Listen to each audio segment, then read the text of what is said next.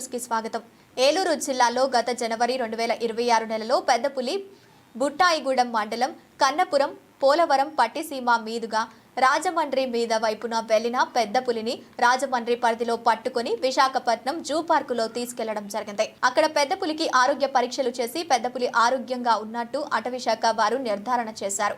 పెద్దపులి ఆరోగ్యంగా సురక్షితంగా ఉండటం వలన పెద్దపులిని నిన్న సాయంత్రం పోలవరం మండలం పాపికొండల పరిధిలో ఉన్న ముంపు గ్రామంలో ఉన్నటువంటి గ్రామాలు టేకూరు, శివగిరి, చీడూరు, సరుగురు, పెద్దూరు, సిరివాక గ్రామాల్లో మీదుగా ఆ ప్రాంతంలో ఉండటానికి పెద్దపులి అటవీశాఖ అధికారులు, పాపికొండలు నేషనల్ పార్కు వన్యప్రాణి సంరక్షణ విభాగం అధికారులు నిన్న సాయంత్రం పెద్దపులిని వదిలిపెట్టడం జరిగింది.